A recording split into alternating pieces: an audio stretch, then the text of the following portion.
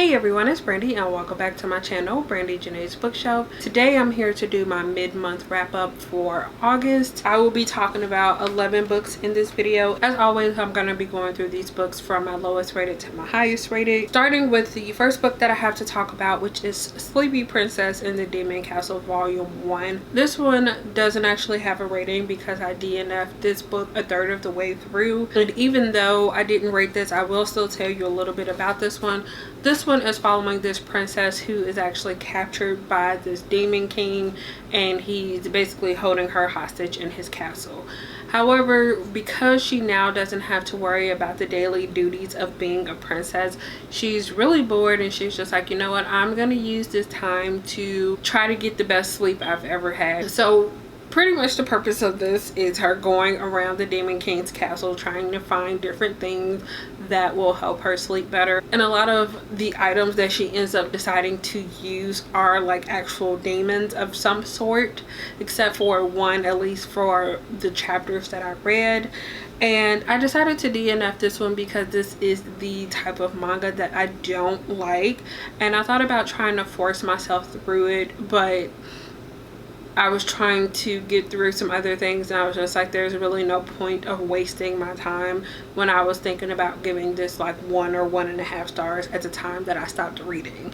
So I was just like, you know what, it's not worth it, and it's not something that I enjoy. Anyway, we're gonna move now into the books that I actually finished for the first half of the month. So the next book that I have to talk about is The Demon Prince of Momochi House Volume 1 by Aya Shoto. I gave this one 3 stars. So this one is following an orphan named Homari Momochi, and on her 16th birthday she gets this will that basically says she owns this house slash property. So because she's an orphan and she doesn't really have anything else, anywhere else to go, she decides that she's gonna go there and she's gonna fix up this property and make something of herself and this property that she acquired. However, not long after she gets there, she finds out that this house actually sits on a barrier between the spirit realm and the human realm, and she was meant to be the guardian of this house. However, this boy at some point in the years that she has been away actually took over the role, and now he is the guardian, and there are some things that weren't fully explained with that. After some things happen, the boy ends up saying that she can stay because she thought about leaving because she was just like, I have no place here, there's no purpose of me staying. And he was just like, well, you can stay. And she's struggling to try to find out how she fits into this household that has kind of formed around this boy when he took over the role of the guardian of this house. So I gave this one 3 stars because it was definitely an interesting start to the story. There wasn't a whole lot that happened, and I feel like there is definitely a lot more to the story that I want to learn. So it was an alright start, nothing too exciting, but I'm looking forward to continuing on with the series. The next book I have to talk about, I also gave 3 stars, and that is Warrior of the Wild by Trisha Levenseller. I'm actually pretty shocked that I only gave this one 3 stars. It was one of my most anticipated for the year after finishing off her Daughter of the Pirate King duology, but this one just wasn't my favorite. So kind of got a little ahead of myself. This one is following Rasmira, and she's either 18 at the beginning of this book or she is about to turn 18, and she's said to be her father's heir in her village. Back when they were kids, they had to declare what they wanted to do for the rest of their lives, and Rasmira decided to go with becoming a warrior, mainly because of the way that she was built body wise, and she didn't look like her older sister. She wasn't like the elegant pretty girl. So because she got teased and stuff like that, she decided to become a warrior. And at the beginning of this book, she is about to go into the trials to officially become the warrior after years and years of training. However, she is actually sabotaged by one of her peers who's also going through this test. And because she actually failed, she is sent into the wild with this task that she has to complete in order to gain redemption, in order to be able to come back and live in her village. So we spend the majority of this book following this character as she sets off and basically discovers things about the world outside of her village that she never knew before. And obviously along with that discovery comes new things and more discoveries that she picks up along the way. This is a standalone, and like I said, I gave this one 3 stars. I think that the concept was interesting. However, I think that there wasn't a whole lot that happened in this book. Obviously there were different events that took place throughout this that were pretty exciting, but there was much more of those in between moments where the character was kind of just prepping, and like there was a lot of inner dialogue or inner monologue really going on with the character trying to figure out the best the best way to go about things, and then also learning about herself and maybe realizing that the way that the things that she was taught weren't exactly how things are. While I think that is important, this just wasn't very exciting for me. And by the time I ended this, I was just like, oh, okay, but is there more? And that's why I couldn't give it a higher rating than a 3-star. One thing that I will say that I really appreciated about this book was the found family / friendship in this book. But moving on to the next book that I have to talk about, which is Wicked Fox by Kat Cho, and I gave this one 3.5 stars. This was marketed as a fantasy romance set in modern day Seoul, Korea. This one follows 18-year-old Mi Young, who is a Kamiho, and then Ji-hoon is a human boy. So the two of them meet and become intertwined after Ji-hoon's dog runs into this forest, and he ends up being attacked by this dokebi, I believe is how you say it, and Mi Young basically saves his life. Yeah, he finds out obviously what she is, and then when they go to school, he finds out that she is actually transferred into his school, into his class. Even though she tries to avoid him after they find out that they're, you know, going to the same school and the same class and everything, they end up talking about different things, and then they become closer, and a lot of things basically happen from there. This one was kind of disappointing. This was another one of my most anticipated reads for the year. I thought that this was going to be absolutely amazing, and don't get me wrong, I still enjoyed this, but I think that it did not live up to the expectations that I set for this. There was romance, but that definitely was not the focus of this book. I feel like the majority of the time there was a lot of animosity, or not animosity, but distance between the characters, because Mi Young was taught to hate humans and not trust them and all of these things by her mother, and she's struggling with that throughout the majority of the book. And because of that, there wasn't really, like I said, a focus on the romance. Also, there was kind of a lot of sitting around. There were things that were happening that Mi Young was trying to fix after after her fox bead comes out of her. She is struggling with trying to figure out how to replace it without letting her mother know what's going on, and there's a lot of betrayal and everything, but there's also a lot of separation between the two main characters, especially considering they're supposed to be romance. And it felt kind of lackluster at moments, and I hate to say that, but there was just a lot of lulls in this. Also, I kind of had a problem with the way that the ending happened, because this probably could have been a standalone, honestly, if the author had decided to cut out some of the extra moments that were in there that was just following the characters around while they weren't really doing much, and had that twist maybe about midway through the book, and then whatever is going to be in the second book could have been added on to this. I think that could have definitely been possible instead of splitting this up into 2 books, because while I wasn't super shocked, I still kind of was like, oh, well, you just decided to add that on just to have a whole nother book. Like, I felt like I was cheated out of a full story just to split this up into 2 books, and I hate feeling like that. So I will definitely be checking out the second book. Gave this with 3.5 stars. Definitely wasn't my favorite, considering it was one of my most anticipated for the year. The next book that I have to talk about is The Flat Share by Beth O'Leary, and I gave this one 4 stars. This one is a dual perspective contemporary romance, and this one is following Tiffy and Leon. So at the beginning of this, we're following Tiffy as she is with her friends looking at these really cheap apartments. She is trying to move out of her ex-boyfriend's place. Her and her ex have been kind of a back and forth relationship, and she has got the feeling that he has always liked the fact that she's still hanging around even after they broke up. But he sent her this like really out-of-pocket message talking about how she's taking advantage of him by staying at his place and all of these things. So she was just like, you know what, I don't want to deal with this. I need to find my own place. And one of the advertisements that she finds is pretty much sharing a flat with someone. But the catch is that the guy, he works overnight as a nurse, and he's looking for someone who works like a normal 9 to 5. Pretty much he says that he is only going to be in the apartment during the day during normal business hours while he is sleeping, and then the rest of the time, including the weekends, the flat will be hers.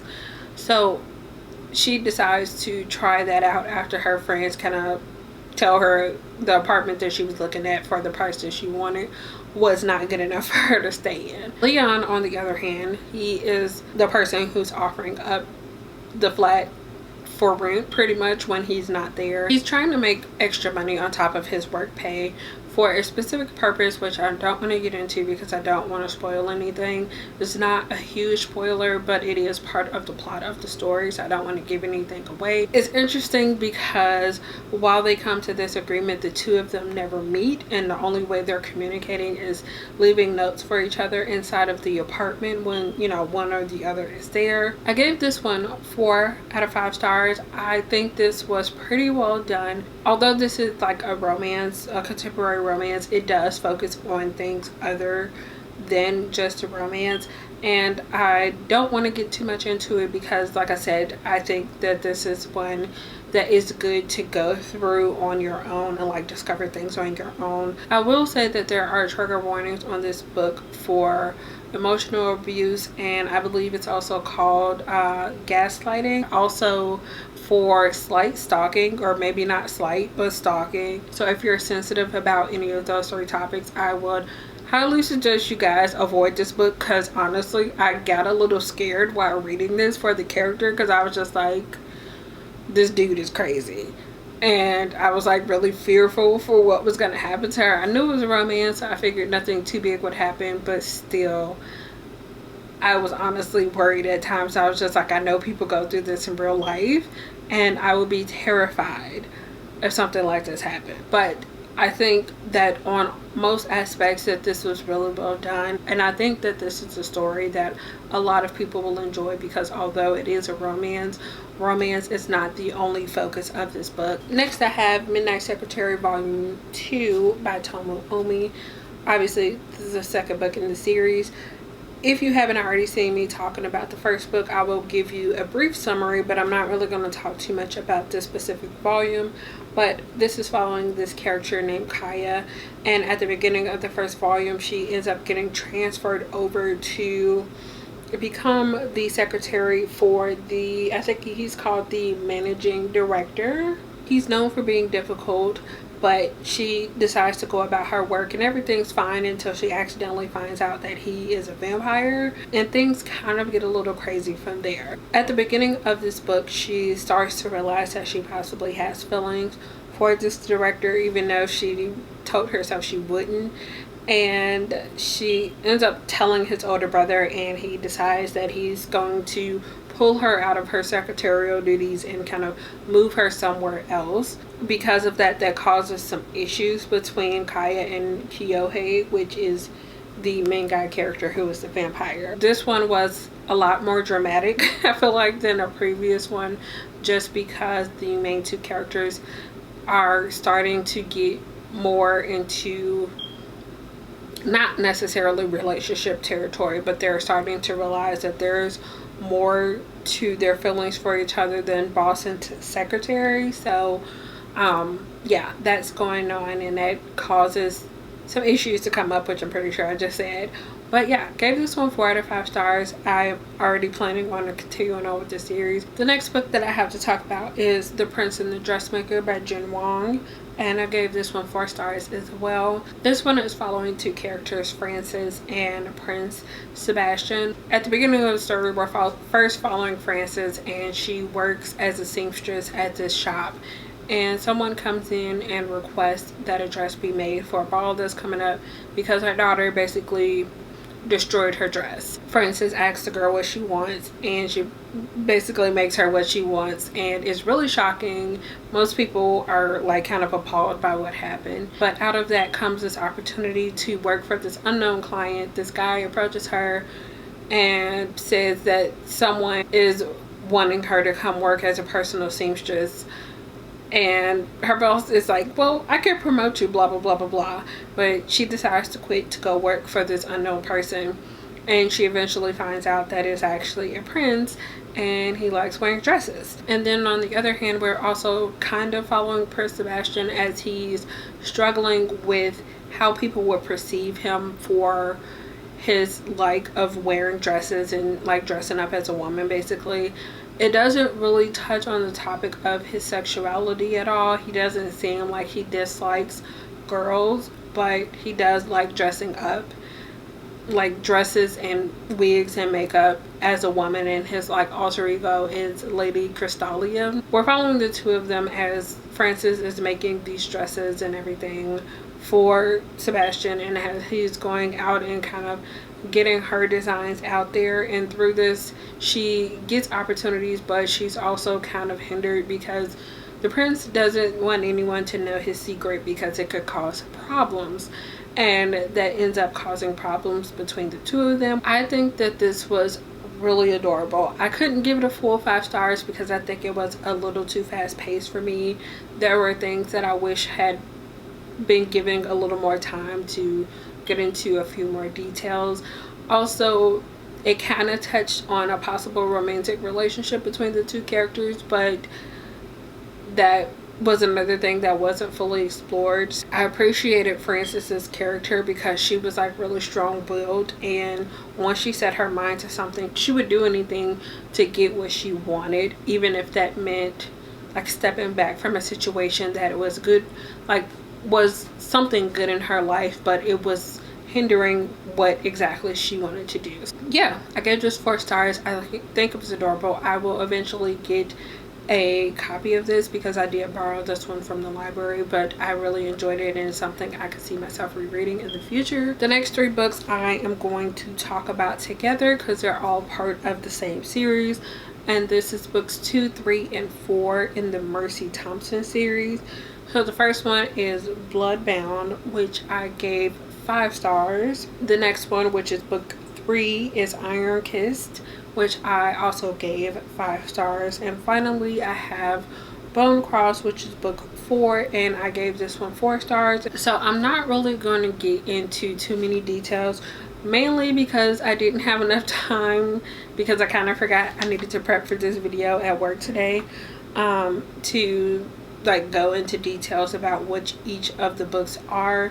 But mainly we're following Mersey Thompson as she gets into different shenanigans with different supernaturals in each of the books. I have enjoyed, for the most part, all 3 of these books, and I just love the series, and I can't wait to continue on. And the final book that I have to talk about is On the Come Up by Angie Thomas. This book is following 16-year-old Bree, and I'm sure you have all heard of this, but she wants to become a rapper. She really has a passion for rapping, and she is kind of struggling with being seen as her own person because her father was known as this really well-known rapper in the area before he got killed. But like with Angie Thomas and her work, this book is so much more than that.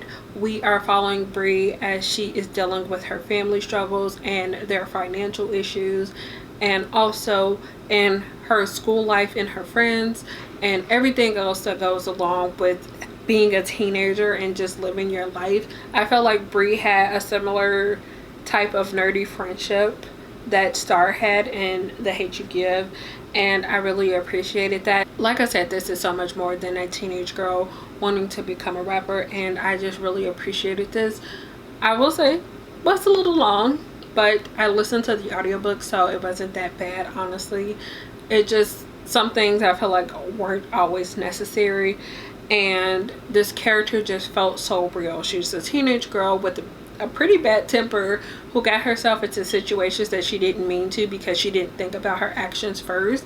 And I love this. I think that so far, based off of the 2 books that she has published so far, that this is definitely her comfort zone. And although she might not always want to share her story because it hits a little close to home, I think this is what she does well. And I will continue to pick up whatever book that she puts out based off of the 2 books from her that I have already read. Like I said, gave this one 5 stars, loved it.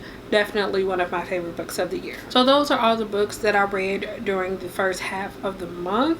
That's everything I have for you guys in this one. If you like to, give it a thumbs up, and if you would like to see more from me, make sure you subscribe.